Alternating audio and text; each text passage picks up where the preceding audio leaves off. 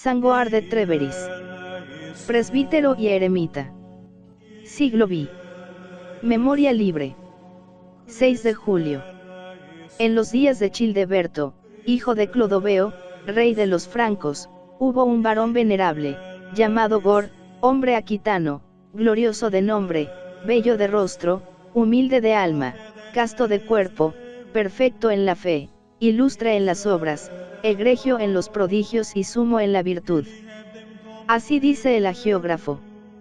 Siendo ya clérigo, Gor quiso hacerse ermitaño, y despidiéndose un día de su madre, Valeria, salió de casa, atravesó el reino de los francos, llegó al otro lado del Rin, y allí, muy cerca de la ciudad de Treveris, edificó una ermita, con su oratorio, su gallinero y su jardín.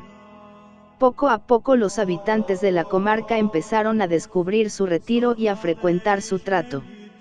Como muchos de ellos eran todavía paganos, Gor los instruía y los bautizaba, y Dios puso tal gracia en su apostolado, que muchos dejaron para siempre sus idolatrías. Además, el ermitaño recibía en su choza a los enfermos, y los curaba con el único remedio de la señal de la cruz. Tenía especial predilección por la virtud de la hospitalidad, y si cuidaba de aumentar sus gallinas era por el deseo de obsequiar a los huéspedes. Atraídos por la bondad de su trato, muchos de los que llegaban pedíanle que les permitiese quedarse con él, pero él, enamorado de la soledad y del silencio, solo admitió la compañía de un joven abnegado, que se hizo su servidor y su discípulo. Y así vivió muchos años el bienaventurado Sangor, sirviendo al Señor en los ayunos y en las vigilias, en la paciencia y en la castidad, en la longanimidad y en la predicación, rezando diariamente el salterio y diciendo la misa todos los días, menos el día de la parasebe. Todo su afán era olvidarse del mundo y que el mundo se olvidase de él, pero el demonio tuvo envidia de su felicidad. Como hacía tantos milagros, se le acusó de magia, como trataba espléndidamente a sus visitantes, se le llamó epicúreo y glotón. Convierte la ermita en posada, y toma parte día y noche en los suculentos banquetes que ofrece a los viajeros. Es verdad que predica, pero su misma predicación no tiene otro fin que ocultar su intemperancia y su afición a la bebida. Así decían los acusadores delante del obispo de Treveris. Este obispo se llamaba Rústico, y era uno de aquellos pastores mundanos, hombres de la corte y del campo de batalla, tanto como del coro y del altar, con quienes algo más tarde se encontró el celo impetuoso de San Bonifacio. Y he aquí que los enviados del obispo se presentaron un día en la ermita de Sangor, ordenándole que fuese a la ciudad para justificarse. Muy bien, hijos míos, respondió el ermitaño, si os place, marcharemos mañana, porque empieza ya a anochecer, y no faltará un rincón en mi choza para pasar la noche. Al día siguiente, Sangor se levantó con la luz primera y dijo a su discípulo, hermano, mata pronto una gallina, saca el mejor vino que tengas y prepara un convite para que se alegren con nosotros los enviados de nuestro pontífice. El discípulo obedeció, y cuando estuvo puesta la mesa se fue a llamar a sus huéspedes, pero ellos, clérigos muy eruditos en cánones y costumbres, respondieron con fingida gravedad. No es costumbre de la Iglesia celebrar convites a estas horas, realmente, vemos que eres un esclavo de tu vientre, y que tienen razón los que te acusan. Señores míos, replicó el ermitaño, aquí en el bosque se olvidan fácilmente las costumbres, sin embargo, todavía creo recordar que, según los libros santos, la casa en peligro es aquella en que no se teme a Dios, y si vosotros temieseis a Dios, no rehusaríais el obsequio de la caridad. Apenas hubo terminado de pronunciar estas palabras, cuando un peregrino llamó a la puerta. Gor salió a su encuentro, le cogió de la mano y le sentó frente a la gallina dorada y humeante que llenaba la choza con su olorcillo. Él se sentó a su lado y partió el volátil con gracia y habilidad, y comió con alegría y apetito. Después cogió su manto y su bastón y dirigiéndose a los clérigos, que comentaban el caso en el jardín, indignados y escandalizados, les dijo. Cuando gustéis, amigos Papa San León II. Y emprendieron el camino de la ciudad. Al poco tiempo los compañeros del santo, sintiéndose molestados por la sed, tomaron la dirección del río, pero al llegar a la orilla no encontraron agua. Aquello les pareció extraño, pero siguieron adelante, sin pronunciar palabra. Poco después, el hambre empezó a atormentarles horrorosamente.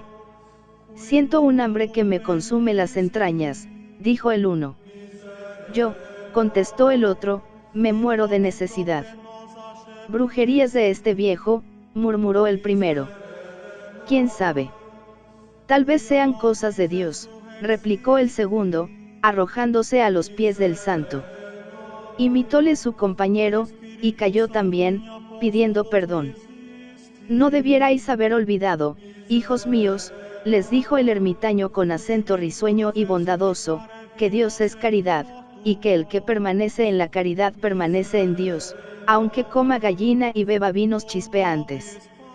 Así dijo el bienaventurado Sangor, y después dio 2 palmadas, y del bosque vecino salieron 2 ciervas grandes y hermosas, que se pararon salameras junto a él. Él desató el vaso de cuerno que llevaba en la cintura, le llenó una y otra vez con la leche de los mansos animales, y sació el hambre de sus campeneros. ¿Queréis más?, preguntó cuando hubieron vaciado el último vaso. Basta, respondieron ellos, ya tenemos fuerzas suficientes para llegar a la ciudad. Pues ahora, ordenó a las siervas, podéis volver al bosque, y que el Señor os bendiga a vosotras y a vuestros cervatillos.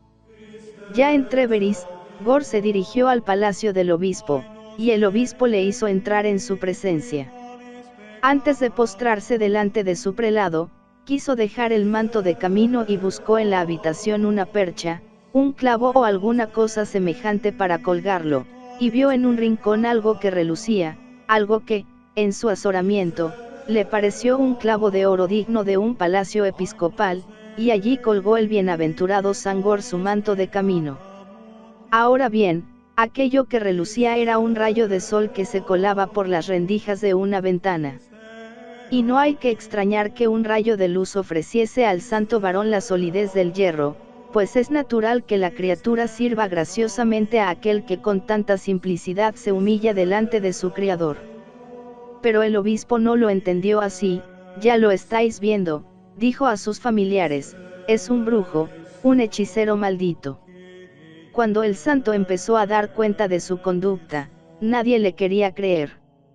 De pronto llamaron a la puerta del palacio, y delante del obispo apareció un clérigo que traía en las manos un niño. Existía entonces en Tréveris una costumbre extraña, cuando una madre quería deshacerse de una criatura, se dirigía a la plaza y la colocaba en una concha que allí había, buscando la compasión de un alma caritativa. Y como la plaza estaba junto a la catedral, era casi siempre la iglesia la que recogía a los niños abandonados. Más tarde, el emperador Carlomagno regaló aquella pila de jaspe al monasterio de Prum, y los monjes la pusieron a la entrada del refectorio. Mientras los clérigos examinaron a la criatura, Gor se había retirado discretamente hacia la puerta, pero se acercó de nuevo, a una señal del obispo, que le decía: ahora vamos a saber si dices la verdad o no, para que te creamos, vas a hacer, en nombre de Dios, que este niño nos diga quiénes son sus padres. Padre mío, dijo Gor, cayendo de rodillas, no me pidáis semejante cosa. Pues eso es precisamente lo que yo quisiera. No puedo, suspiraba el bienaventurado varón, sollozando amargamente. ¿Veis?, repuso el prelado. Al fin hemos descubierto sus trapacerías. Has estado engañando al mundo con palabras fingidas, has tentado a Dios y has hecho que se blasfeme de sus santos, y ahora vas a llevar el merecido castigo. Señor, interrumpió el ermitaño, puesto que os empeñáis, el niño va a hablar. Y prosiguió, clavando los ojos en el cielo, oh Cristo, Hijo de Dios vivo, que te dignaste tomar forma de siervo, haz conmigo, tu indigno cliente, según tu misericordia, para que este obispo y su pueblo conozcan que te adoro, que te amo y que deseo servirte, Criador y Redentor mío. Después se acercó al recién nacido, y le hizo esta pregunta. En nombre de la Santísima Trinidad, yo te conjuro que nos digas quiénes son tus padres. Reinaba en la sala un silencio profundo, todos los ojos estaban fijos en el niño, y el niño, levantando la manita, señaló al prelado y pronunció estas palabras. Mi padre se llama Rústico y mi madre Flavia. Entonces fue el obispo el que cayó a los pies del ermitaño pidiéndole perdón y confesando su pecado, pero Gor protestaba confuso, y llorando decía: ¡Ay de mí, Señor mío y Padre mío! ¿Para qué te empeñaste en sacarme de mi choza? Pero ahora escucha mis palabras, haz penitencia, porque el Señor es misericordioso, y permíteme volver a la soledad. Yo te prometo que durante 7 años ayunaré por ti para que se apiade de ti el que dijo, no vine a llamar a los justos, sino a los pecadores. Desde entonces Gor vivió tranquilamente en su gruta, cuidando sus gallinas, cultivando su huerto, diciendo su misa diaria, rezando sus salmos y recibiendo a sus peregrinos. Cerca de él, en otra ermita cercana, hacía penitencia el obispo Rústico, y de cuando en cuando los dos ermitaños se reunían para conversar sobre la salud de sus almas y leer juntos las sagradas escrituras. Ahora Rústico no tenía escrúpulos de comer los manjares que le presentaba su amigo, porque había llegado a comprender que las penitencias sin la caridad son como azófar que suena a campana que retiñe.